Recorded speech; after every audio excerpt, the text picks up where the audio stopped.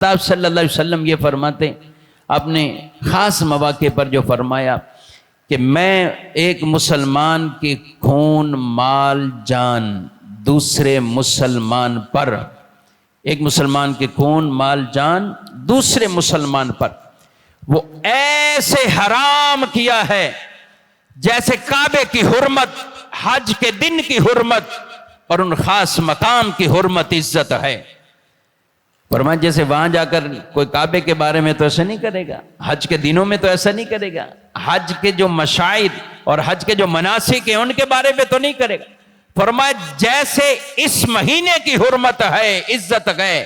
ایک مسلمان کی عزت بھی تمہارے اوپر یہی لازم کر رہا، اس کے خون مال کسی طرح کی بھی کہیں بھی کوئی ایسی غلطی۔ اللہ اکبر، یہ بہت بڑی بات ہے۔ رسول اللہ صلی اللہ علیہ وسلم نے بڑے اہم مواقع پر آپ نے یہی باتیں ارشاد فرمائی، بڑے اہم مواقع پر آپ نے فرمائی۔ اس لیے ہمیں بھی ان چیزوں کو یاد رکھنا ہے۔ اگر کہیں خدا نخواستہ ایسی غلطیاں ہو رہی ہو، کہیں ایسی کوتاہیاں ہو رہی ہو کہ جن کی وجہ سے آدمی لوگوں کے حقوق اپنے ہاتھ میں کر لیتا ہے، وراثتوں پہ غصب کیے ہوئے گئے، بہنوں کا حصہ نہ دے لگے گو، اسی طرح بھائی کا مال ضبط کر کے بیٹھا ہو، یا کوئی اور کسی کا کاروباری مال ہے، تجارت کر لی، اب مال لوٹانے کا کوئی اسے فکر فاقہ نہیں، کچھ بھی نہیں، آرام سے بیٹھا ہو۔ نہیں میرے بھائیو، یہ نماز روزے سب کچھ ہیں،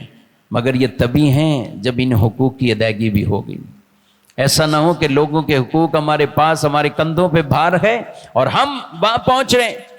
اور وہ بوجھ لے کر وہاں جا رکھے گئے، تو پھر قیامت کے دن کوئی آئے گا، وہ ہم سے نمازیں لے کر جائے گا، روزے لے کر چلا جائے، اعتکاف کی عبادت لے جائے، حج عمرے لے کر چلا جائے، اور آدمی پھر اکیلا تنہا کھڑا ہے کہ میں نے اتنا بوجھ اپنے کندھوں پہ لے کر آیا تھا، وہ جو میری عبادتیں تھیں وہ بھی چلی گئیں، اور آج یہ ایک غریب مسکین مفلس بن کے کھڑا ہوا ہے کہ اب میں کہاں جاؤں۔